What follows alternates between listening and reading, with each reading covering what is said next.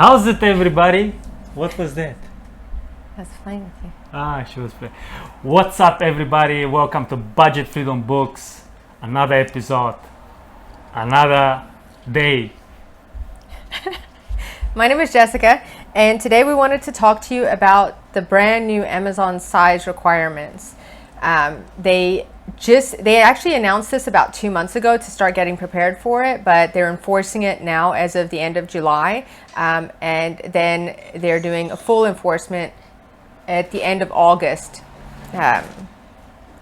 2020. Sorry, I lost my train of thought there.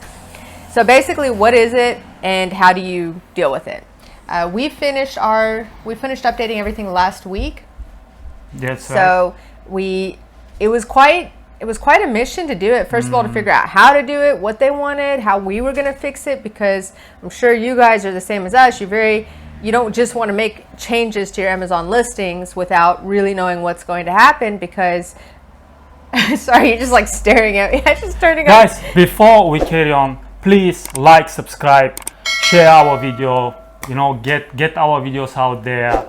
We really appreciate, so people actually can, get information and learn more. So, yes, just like, subscribe, guys. Sorry, he freaked me out a second ago. I just turned and you were like right there in my face. But anyway, okay. All right. So yes. So what I was saying was the new sizing requirements. Basically, what Amazon is trying to do is they are trying to make standard sizes across all of Amazon. So to make it easier for customers to shop, which I understand, even though sometimes it's hard as a manufacturer to have a one size fits all size requirement. From a customer's point of view, if I put myself in their position, I can see how it could get really complicated if you have so many different sizing options. Yes. Anyway, I don't want to get too much into that argument because it can go both ways. But anyway, it is what it is, and Amazon's made the rule and we have to comply with it. So you can go onto the Amazon help pages and type in apparel sizes. And this is only for clothing. So this is if you're selling anything that's either an article of clothing or an accessory for clothing or shoes. So you can go to the help section, type in apparel sizing, and it'll bring up the help page, and it will give you the breakdown for your country. The EU is all the same. The US is a little bit different as far as what their standard sizing is. And so just download that PDF and make sure that your sizes comply with it.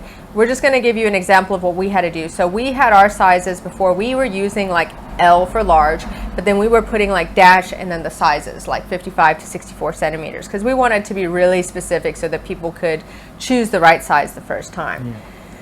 Amazon doesn't want that anymore. They don't want the size and the centimeters after it. They want you to just say small, medium, large, extra large, or one size.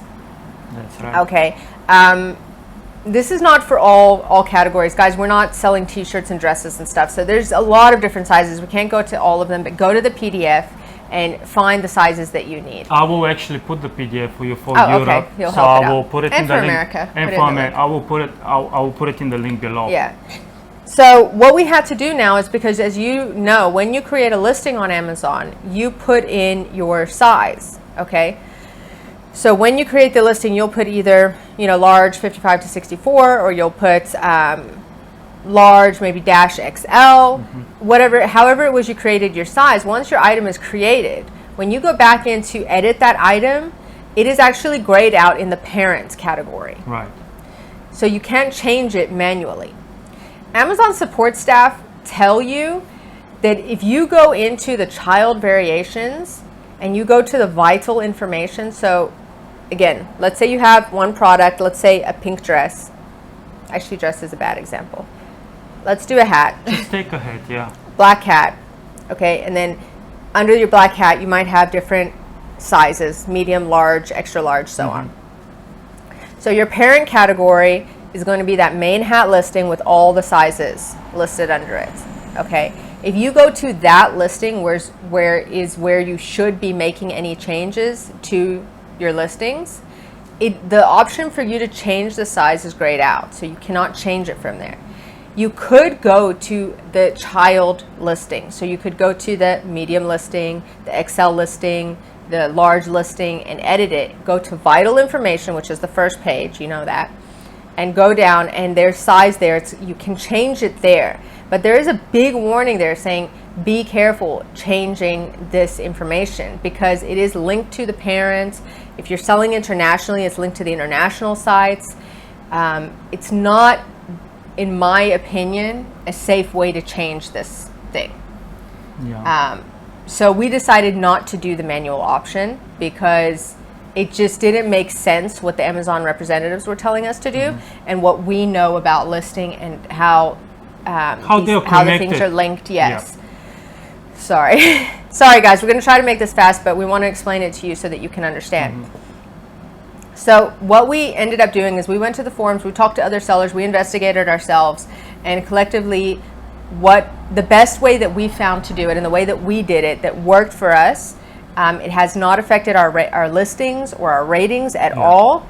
It updated, so we have all our listings listed on the UK and then they share to all the EU marketplaces. It updated all the marketplaces and all the links were fine. So that was fine. And anyway, so let me tell you how you go about doing it. You need to go to your help, contact seller support, and write to them and ask them to enable your category reports, category listing reports. This report, if you go to inventory and reports, there's a whole bunch of reports there that you can download. This report is not there. Right. As a default. You have to ask them to activate it. They activate it, it's available for 7 days. You can go and download it, and then you have all the information that you need. So step number 1, contact seller support and tell them, please activate my category listing report. For all your sites. So if you it automatically opens it on all your sites. If you have one Amazon account, like we have the 9 marketplaces, it automatically does it for all the accounts. I actually seller support got mad at me because I went to every single site and requested it, and they were like, you don't have to request it on every site. You open like 10 tickets. What about America? Do you have to go? No, they open it. Yeah, they open it. So as long as all your seller accounts are linked, it opens it on all of them. Okay. So you just need to request it on one, maybe in the language that you speak, and then go ahead and download it on every site. But you do need to go to every single marketplace after that. Go to inventory reports. And download. You will see that the report will then be there, your category listing report. You click on it. It asks you, do you want all your inventory? I suggest doing all. It's your master file. It's good to have that. So just say everything, download. And you do that for every single marketplace. Okay. I'm going to give you to Cristo now because he's the one who actually did the uploading of the file. So he'll explain to you how he did that. Once we got the files, how he did that.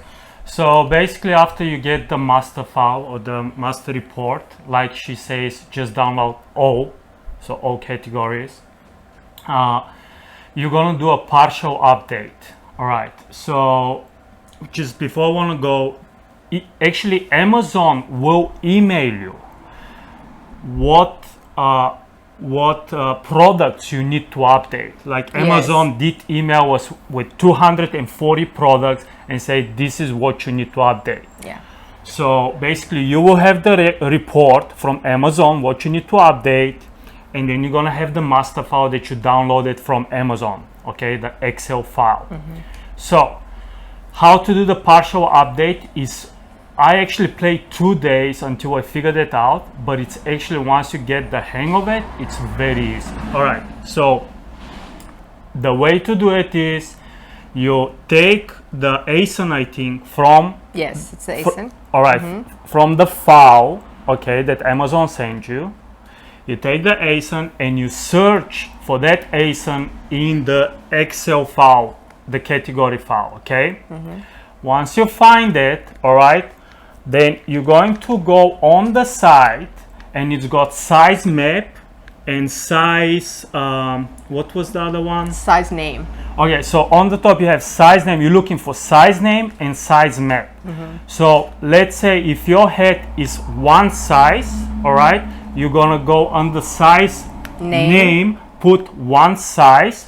You're going to actually check And sorry, just to quickly to make it clear to you guys, when you download your reports, whatever size you originally created will be there. You're going to change that under the size name, because that's the whole point of this exercise. You want to change your size name to match the standard sizes that Amazon wants you to have. Right. So don't be worried about that. When you search by the ASIN and you find your product, and it will say there, you know, large 55 to 64 under size name, don't worry about that. Change it to what you want it to be now, large, medium, small, or one size, whatever it is, and then it needs to match the size map. Right. Yeah. The size map actually has a drop down. When you click on it, you have to match what your And size you have name to is. select something from the drop down. Right. Yes. So very important. And it's very important, another thing for the size name, when you put the name, check your PDF, because I check for like UK, one size is like one is with capital O and capital S,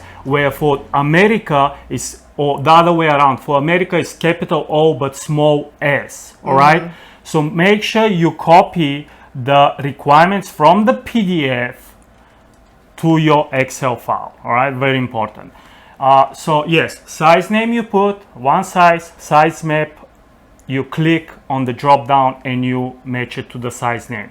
Then you're gonna go all the way and look for partial update. All right, so it's gonna say, actually it's not partial update now. I forgot, it's not partial, it says delete or update. I'm going to actually take a snapshot and I will put it up here so you can actually check exactly what you need to. So I will put it here for you guys to look at it. All right, you need to put partial update on the delete or update, something like that. So which is up here, you can check. And then you put partial update. Make sure you click on that drop down and select partial update, because there is partial update, there is update, and there is delete. So you need to make sure you choose the partial update. Okay. And you have to click on each one on the link on the drop down. You can't just copy and paste the word down. It doesn't like, I don't know, accept it in Excel. Oh, if you do partial update on the one, and then you can just drag it down and it will copy the same thing. For each country is a different name for the different language. Partial update in German is something. It's in the local language. It's in the local. Yeah. So make sure. Just like the sizes. So you're not going to put one size on Germany. You're going to put Innsbruck, or on on France it's going to be Tal Unique. So it depends. You obviously, if you're selling on the different marketplaces, the different languages, it's the same process. You just obviously have to select the size names and the mapping and the update in the language. Don't write it in English. Write it in the language of the site that you're working on. Yes. And you do need to do this process for each file separately for each country. So you cannot load one file with all countries in it. It needs to be separated. So UK, Germany, France, so on. Okay. I know we are going along here. I mean, the video is going too long, but it's very important as well. What I did is, when you get the Excel file, basically make a copy of that Excel file empty. So delete everything, leave the 3 lines on the top. It actually tells you this is Amazon fields, do not edit them. So the 3 lines on the top you leave, all the other information you delete, and you save it as an Excel, as a clean copy. So then what you do is, from the original file, from the Excel that you got from Amazon, and the catalog listing report? The catalog listing report and everything that you're going to change in there, what you're going to do is then copy all those lines and paste them into your new file and save it as Excel. And that's what you're going to upload. Another great thing with Amazon, what I find out, once you have your file ready, before you upload it, you can actually test it. So when you go in Amazon, upload inventory, you go and you click on multimedia. So you have to choose multimedia to upload it. So first, tell them again from the beginning, inventory? Inventory, upload inventory, right? Then you go inside, and there is 2 fields. The one, it says you can test your file, and at the bottom it says upload your file. So on the top, you can test your file, all right? So for testing or for uploading, on the drop down, you need to click multimedia upload. something like that. Again, I'm gonna put a screenshot to see what exactly it looks like. Okay, then you choose your Excel file that you did, all right, and you say, I think it says about test or something like that. So first test your file, and it will tell you if it has errors. You actually, yeah, you'll get an email actually. Yes. To the email that you're subscribed to on Amazon. No, you have to put an email actually there. Oh, you do? Where it's gonna send you. So you okay. can put any email where you want that test to go to. But don't put any email. Put the email that's registered on your Amazon account. Exactly. That's a rule with Amazon. You always want to keep the email the same. Right. They're weird. So put the email that you're registered with, and then test it. It will take, depending on how many products you obviously have, whatever, it will send you an email. Even in the Amazon, you can see once it's done, it will say it's done. And then you can download the report and see inside if there is any errors. It will actually tell you. It's really simple. When you go in and when you click on it, inside it will tell you either success, or it will give you like yellow marks, and it will give you errors, so you will know what to do. And just one quick note on Netherlands, apparently when you test it, it always gives you errors. Yeah. And what they because I contacted seller support and they checked the batch and they said everything was fine, you just have to upload it. Yeah. So on Netherlands, you can't really do the test, unfortunately. No, you got to just do the test, because you will know, let's say if you have 5 or 6 products, just to know for your mind, do the test. Okay. And then after you do the test, you just upload the file, so you know exactly what. And I would suggest save those files. What I'm trying to say, sorry, Sorry. what I'm trying to say is you get an error every time on the Netherlands. Yes. Don't freak out. Just upload the file. Yes. If you get errors when you upload it for real, then you can send actually the batch ID to seller support. They will check your batch and tell you what's the problem. But like we tried it and we kept getting the errors.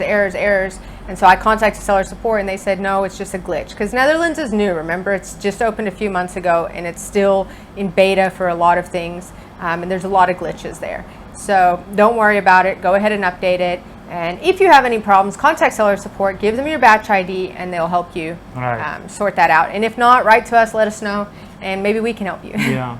Well, I hope we were helpful. If you guys have any questions, please comment below. And remember, let us know. the deadline for this is August 31st, 2020. So you guys still have about 3-4 weeks from this video coming out, 3 weeks from this video coming out to do it.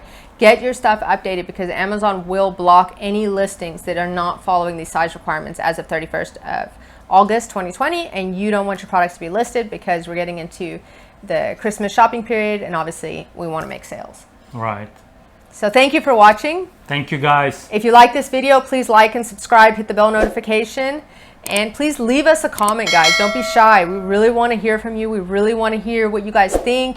If there's any other topic that you would like us to make a video on, we're really happy to do that. Right. So thank you for watching. See you next time. Bye. Bye-bye.